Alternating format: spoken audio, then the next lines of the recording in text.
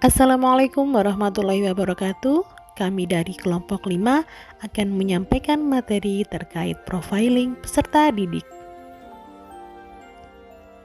Berikut ini adalah anggota kelompok 5, yaitu Fitria Febiani, Melinda Puspitasari, Muhidayatullah, dan Sofi Ainunisa. Apa itu profiling peserta didik? Profiling peserta didik berarti mengidentifikasi dan menjabarkan profil peserta didik yang berdasarkan indikator penilaian yang sebelumnya dirumuskan oleh guru.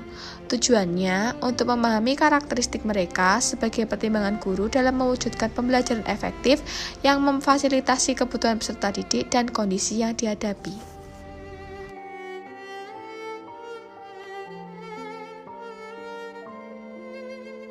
Karakteristik peserta didik dibedakan atas etnik, kultural, status sosial, minat, perkembangan kognitif, kemampuan awal, gaya belajar, motivasi, perkembangan emosi, perkembangan sosial, perkembangan moral, serta perkembangan motorik.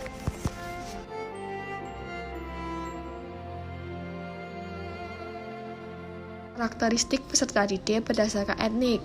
Dalam satu kelas biasanya terdiri atas multi etnik atau suku bangsa, terdiri atas etnik Jawa, Sunda, Madura, Minang, dan Bali. Implikasi dalam pembelajaran yaitu pendidik dalam melakukan proses pembelajaran perlu memperhatikan jenis etnik apa saja yang terdapat dalam kelasnya.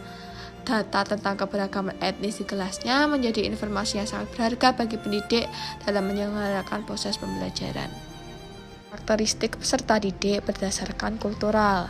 Budaya yang ada di masyarakat kita sangatlah beragam, seperti kesenian, kepercayaan, norma, kebiasaan, dan adat istiadat. Implikasinya dalam proses pembelajaran, yaitu pendidik dapat menerapkan pendidikan multikultural, sehingga pendidik dalam melakukan proses pembelajaran harus mampu menyikapi keberagaman budaya yang ada di kelasnya. Karakteristik peserta didik berdasarkan status sosial.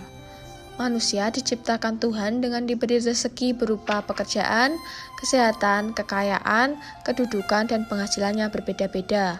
Peserta didik dengan bervariasi status ekonomi dan sosialnya menyatu untuk saling berinteraksi dan saling melakukan proses pembelajaran. Implikasinya dalam proses pembelajaran yaitu adanya variasi status sosial ekonomi ini, pendidik dituntut untuk mampu bertindak adil dan tidak diskriminatif. Karakteristik peserta didik berdasarkan minat. Minat adalah rasa kesukaan dan keterikatan terhadap sesuatu atau kegiatan tertentu, tanpa adanya permintaan dari siapapun.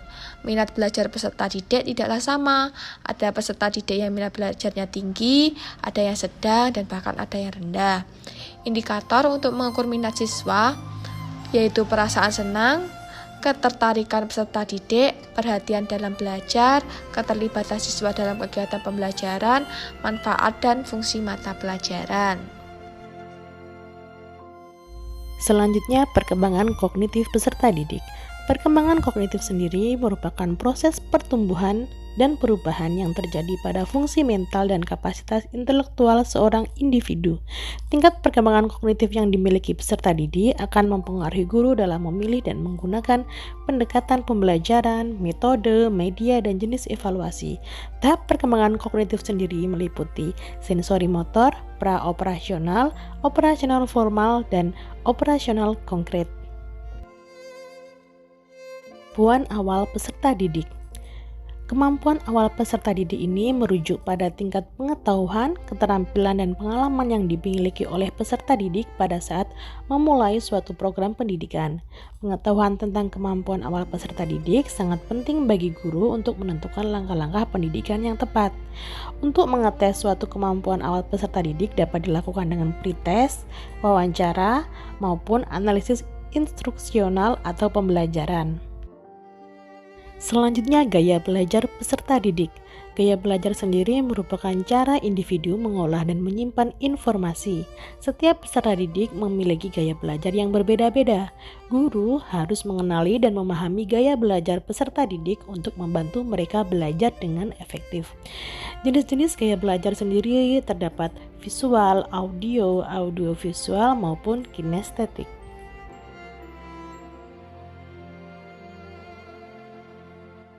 Motivasi belajar. Motivasi di sini merupakan keseluruhan daya penggerak diri siswa yang menimbulkan kegiatan belajar, yang menjamin kelangsungan dari kegiatan belajar, dan memberikan arah pada kegiatan belajar, sehingga tujuan yang dikehendaki oleh subjek belajar itu dapat tercapai.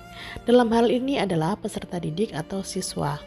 Nah, motivasi sendiri terdiri dari motivasi intrinsik dan motivasi ekstrinsik. Motivasi intrinsik datang dari dalam diri siswa, sedangkan motivasi ekstrinsik datang dari luar diri siswa. Emosi sangat berperan dalam membantu mempercepat atau memperlambat proses pembelajaran, membantu menciptakan pembelajaran yang menyenangkan atau bermakna. Suasana emosi berpengaruh pada cara kerja struktur otak dan akan berpengaruh pula pada proses dan hasil belajar. Pendidik dalam melakukan proses pembelajaran perlu membawa suasana emosi yang senang, gembira, dan tidak memberi rasa takut pada peserta didik. Bisa dilakukan dengan model pembelajaran yang menyenangkan. Sosial merupakan kemampuan peserta didik dalam menyesuaikan diri terhadap norma-norma dan tradisi yang berlaku pada kelompok atau masyarakat, kemampuan untuk saling berkomunikasi, dan kemampuan untuk bekerja sama. Dapat diketahui atau dilihat dari tingkatan kemampuannya dalam berinteraksi dengan orang lain dan menjadi masyarakat di lingkungannya.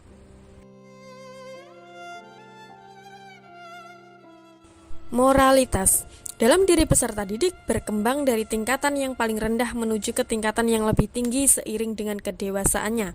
Implementasinya, moralitas dijadikan sumber acuan untuk menilai suatu tindakan atau perilaku dengan kriteria nilai kualitatif seperti baik buruk, benar salah, pantas tidak pantas, wajar tidak wajar, layak tidak layak, dan sejenisnya.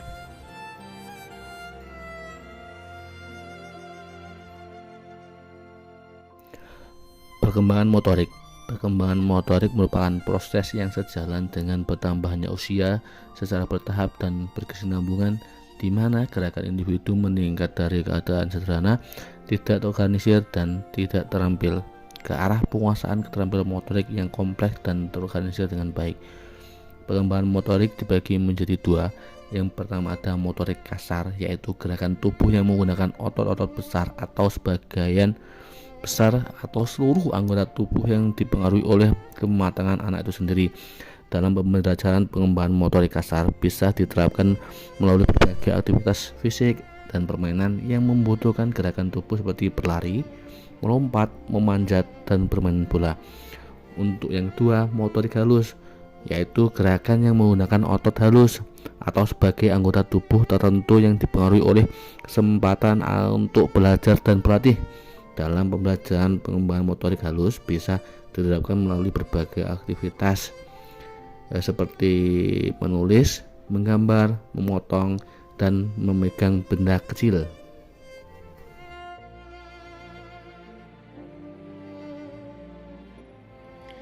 Sekian presentasi dari kelompok kami. Terima kasih atas perhatiannya. Wassalamualaikum warahmatullahi wabarakatuh.